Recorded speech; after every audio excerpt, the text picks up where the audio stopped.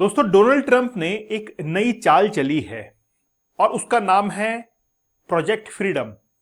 In the sense आजादी, और वो भी कहां पर? स्टेट ऑफ हार्मुज पर। आपको पता होगा कुछ देश अब ऐसा कहने लग गए हैं कि वो स्टेट ऑफ हार्मुज नहीं है, वो स्टेट ऑफ ट्रंप है। आपको जानकर ताजुब होगा कि स्टेट ऑफ हार्मुज का प्रोनाउंसिएशन अब बहुत सारे न्यूज़पेपर्स के अंदर स्टेट ऑफ ट्रंप जो है वो अब चेंज होने लगा है। हो सकता है कि ये नाम जो है वो धीरे धीरे पॉपुलर हो जाए और उसका नाम स्टेट ऑफ ट्रंप पड़ जाए और नाम इतिहास के अंदर दर्ज हो जाए। मुझे जानकर बड़ा ताज्जुब हुआ था कि डोनाल्ड ट्रंप का नाम नोबेल पीस प्राइज के लिए नॉमिनेट किया जा चुका है। बहुत सारे देश, जिसमें पाकिस्तान भी शामिल था, उसने डोनाल्ड ट्रंप की सराहना की थी कि यार वाकई में इस व्यक्ति ने युद्ध रुकवाए हैं और शांति स्थापित की है पूरे विश्व के अंदर। ऐसा पाकिस्तान का मानना है, हमारा मानना नहीं है। ठीक है, तो प्रोजेक्ट फ्रीडम जो है उसको अनवेल कर दिया है ट्रंप ने और ये कहा है कि अब हम लोग मिडिल ईस्ट के अंदर एक नई स्ट्रेटेजी के साथ में आ रहे हैं और जो सीज फायर चल रहा है वो यूं ही चलता रहेगा, उसका उल्लंघन नहीं है।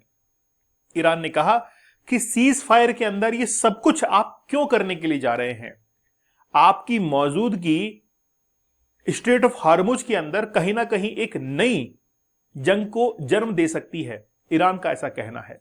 तो हम लोग सबसे पहले ये जानेंगे कि आखिरकार प्रोजेक्ट फ्रीडम जो है वो क्या है और इसके तहत डोनाल्ड ट्रंप जो है अपना कैसे एक विचार जो है रखने के लिए जा रहे हैं। तो क्या प्रोजेक्ट फ्रीडम, डोनाल्ड ट्रंप के इस ऐलान से जगी उम्मीद क्या जल्द खत्म होगी ईरान के साथ में टेंशंस? मतलब हिंदी न्यूज़पेपर भी उनके लिखने की कला ही अलग है, वो अपने अलग ही तरीके में जो है वो लिखते हैं। ठीक है, तो वो कह रहे हैं, उनका ये मानना है कि जंग जो है जल्द ही खत्म हो सकती है और ट्रंप अपने रुतबे के अंदर आ सकते हैं। दोस्तों, आपको पता होगा कि हमने इससे पहले 75 डेज का हार्ड चैलेंज लिया था, फिर हमने 100 डेज का हार्ड चैलेंज लिया था और आपको 175 दिनों तक 175 डेज तक हमने लगातार लाइव सेशंस लेकर यह समझाया था कि आपके जिंदगी के अंदर किस तरीके से ये जो पोर्नोग्राफिक कंटेंट है ये आपकी जिंदगी को तबाह कर रहा है। इसके लिए विल पावर चाहिए होती है। अब वापस से हम लोग एक चैलेंज लेकर आ रहे हैं और वो है 50 डेज का। अगर वाकई में आपको लगता है कि हम लोग इसमें एनरोल होकर अपनी लाइफ को चेंज कर सकते हैं, क्योंकि hard challenge in the means कि आपके अंदर जो बैड हैबिट्स है उनके साथ में कॉम्प्रोमाइज करना पड़ता है और आप उनसे बाहर आते हैं, जिससे आपका फोकस, कंसंट्रेशन इंप्रूव होता है। देखिए, सबसे पहले आज अब तक क्या हुआ है वो मैं आपको बताता हूं। डोनाल्ड ट्रंप ने सीज फायर अनाउंस किया था कि अभी हम लोग 2 हफ्तों के लिए युद्ध को रोक देंगे। ठीक है, और वो युद्ध था वो रुक भी गया था, लेकिन पीछे से इजराइल ने अटैक करना शुरू कर दिया लेबनान के ऊपर और लगभग 15% एरिया ऑफ लेबनान, वहां पर हिजबुल्लाह को पीछे करते हुए इजराइल ने वहां पर एनक्रोचमेंट करना शुरू कर दिया। ठीक है, ईरान ये कहता रहा कि सीज फायर पे साइन हुआ है, सीज फायर को लेकर बात हुई है, लेकिन फिर भी आप लेबनान के अंदर क्यों अटैक कर रहे हैं? तो इजराइल ये कहता है कि भाई तुम अपने देश के अंदर खुश हो, ईरान के अंदर तुमको लेबनान से क्या लेना देना है। ईरान ये कहता है कि एक्सिस ऑफ रेजिस्टेंस के तहत हमने जो है अपनी ही सुरक्षा के लिए वहां पर हिजबुल्लाह को बैठाया हुआ है, वो हमारे बैक सपोर्ट से चलते हैं। तो जब तक लेबनान के ऊपर अटैक नहीं रुकेगा तब तक हम जो है वो इस सीज फायर को मानने वाले नहीं है।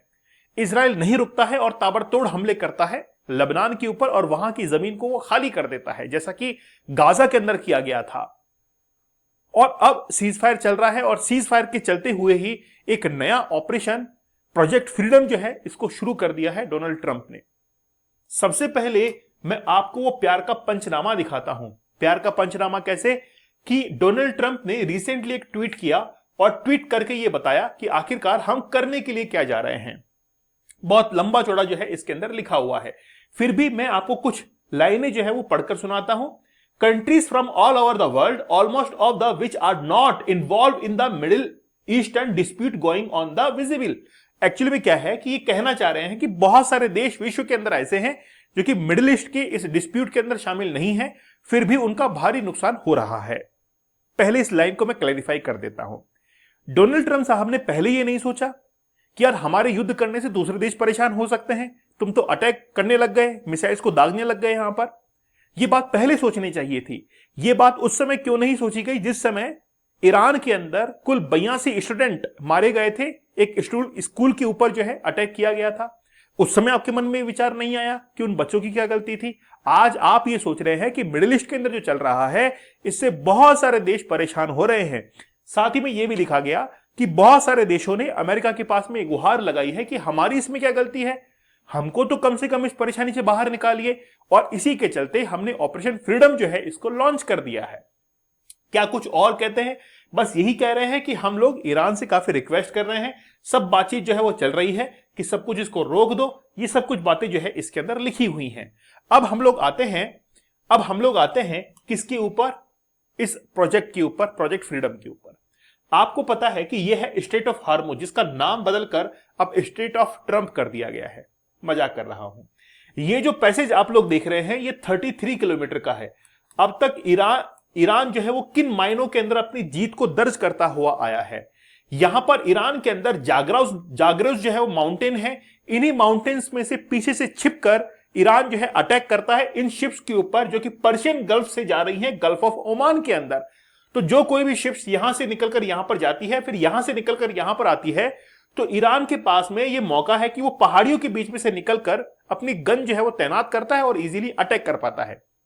दूसरी बात यह भी है कि ईरान के पास में ऐसी सेनाएं हैं, मतलब छोटी छोटी बोट्स हैं जिनको मच्छर कहा जाता है ना, मॉस्किटो फोर्स जो है कहा जाता है। तो वो जो मॉस्किटो फोर्स है वो यहां से आती है। यहां पर पानी थोड़ा सा छिछला है, गहरा नहीं है, इसलिए छोटी बोट यहां पर चल पाती है। और जैसे ही 33 किलोमीटर के पैसे से जैसे ही कोई शिप यहां से निकलती है तो ईरान जो है यहां पर अटैक करना शुरू कर देता है। बहुत सारे जहाजों को अटैक भी किया गया था ईरान के द्वारा। इस बात से अमेरिका बहुत परेशान था। अमेरिका ने क्या किया, अपने 2 नेवल शिप जो है यहां पर तैनात किए। अब्राहम लिंकन को तैनात किया। अब्राहम लिंकन जो है यहां पर आकर खड़ा हो गया, ज्यादा आगे जा नहीं सकता था वो। एक जहाज जो है यहां पर तैनात कर दिया उसने, ताकि हम लोग जो है यहां से देखेंगे, लेकिन फिर भी ईरान मान नहीं रहा था। पाकिस्तान के साथ में, पाकिस्तान की मध्यस्थता के बीच में मीटिंग्स की गई पाकिस्तान के अंदर, लेकिन फिर भी उसका कोई सॉल्यूशन नहीं निकला। ईरान से परेशान अमेरिका अब जाकर ऑपरेशन फ्रीडम जो है उसने लॉन्च कर दिया। अब आप समझिए कि ऑपरेशन फ्रीडम क्या है। अब आप देखिए कि अगर कोई शिप यहां पर है, उसको अगर पार करना है पर्शियन गल्फ को और स्ट्रेट ऑफ हार्मुज को पार करते हुए उसको गल्फ ऑफ ओमान के अंदर आना है। अब वो कैसे आ पाएगा? क्योंकि यहां पर ईरान अटैक करेगा।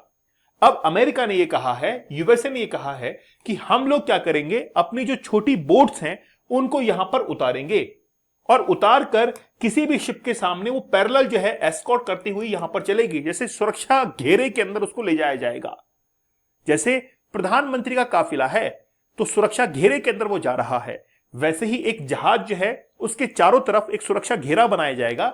उस घेरे के तहत वो जहाज जो है वो चलता रहेगा और अमेरिका जो है उसको प्रोटेक्शन देता रहेगा। जैसे ही वो स्ट्रेट ऑफ हार्मुज क्रॉस कर लेगा उसको छोड़ दिया जाएगा कि अब तुम जाओ अपने गंतव्य स्थान पर। फिर यहां से कोई जहाज आएगा उसको भी एस्कॉर्ट किया जाएगा और पर्शियन गल्फ के अंदर भेज दिया जाएगा। अमेरिका ने सोचा कि हम लोग ईरान से जो है वो तो लड़ तो नहीं सकते हैं, लेकिन कहीं ना कहीं हम लोग ईरान को कहीं ना कहीं ये मान के चलिए अवॉइड कर सकते हैं, ताकि वो कुछ कर ही ना पाए, उसको न्यूट्रलाइज हम लोग कर देते हैं। इसी के तहत ऑपरेशन फ्रीडम जो है वो लॉन्च किया गया है। ये तब तक चलता रहेगा जब तक कि ईरान को न्यूट्रलाइज ना कर दें, क्योंकि ईरान ने अपनी शक्ति जो है काफी हद तक खो दी है ना। ईरान ने बहुत सारी मिसाइल जो है वो अपनी गवा दी है। भले ही अमेरिका का 10 गुना 100 गुना नुकसान हुआ हो, लेकिन ईरान को भी डैमेज हुआ है। अब धीरे धीरे क्या करेगा कि धीरे धीरे अमेरिका जो है ईरान के ऊपर हमला करता रहेगा, उसकी शक्ति को कमजोर करता रहेगा और ऊपर से यहां से इकोनॉमी जो है वो भी बैलेंस होती रहेगी। अगले 6 महीने तक भी अगर ये ऑपरेशन जारी रहता है तो कहीं हद तक वर्ल्ड इकोनॉमी जो है वो क्या कर सकती है, बैलेंस कर सकती है। ये प्लान है अमेरिका का ऑपरेशन फ्रीडम के तहत। कुल मिलाकर बात यह है, कल को अमेरिका यह भी कह सकता है कि भाई यहां से जो जहाज निकल रहा है पर्शियन गल्फ की तरफ, वो पैसा देकर यहां से निकलेगा, तो टैक्स जो है वो भी ले सकता है अमेरिका। आगे आने वाले समय के अंदर स्ट्रेट ऑफ हार्मुज पर पूरी तरीके से कंट्रोल जो है वो अमेरिका कर सकता है, क्योंकि ज्यादा बड़ी बात नहीं है अमेरिका के लिए। अमेरिका ने यहां पर जहाजों की कतार जो है वो तैनात कर दी, ठीक है, क्योंकि यहां पर यूएई वगैरह ये तो इनके फेवर के अंदर है ही, तो इनकी मदद से यहां पर क्या किया, अपनी सेना यहां पर तैनात कर दी। और कोई भी जहाज निकल रहा है तो यहां से क्या कर रहे हैं, उसको प्रोटेक्ट कर रहे हैं। तो अमेरिका के लिए ज्यादा बड़ी बात नहीं होगी ये, क्योंकि ईरान को बहुत हद तक जो है नुकसान पहुंचा दिया है अमेरिका ने। अब आगे जाकर केवल एक यही प्रॉब्लम है कि ईरान अपनी छोटी बोटों से यहां पर अटैक करता है। तो अब अमेरिका ने डिसाइड किया है कि ठीक है, हम किसी जहाज की जिम्मेदारी लेंगे और उसको ये नौका, ये जो स्ट्रेट ऑफ हार्मुज है, इसको ये पार करा देंगे। ठीक है, तो ये ऑपरेशन फ्रीडम जो है वो किसने लॉन्च किया है? यूएसए ने लॉन्च किया है। अब असल मायने में इसके क्या मकसद हो सकते हैं? देखिए, मकसद तो यही है कि यूएसए अपने आप को कहीं ना कहीं पावरफुल साबित नहीं कर पा रहा है।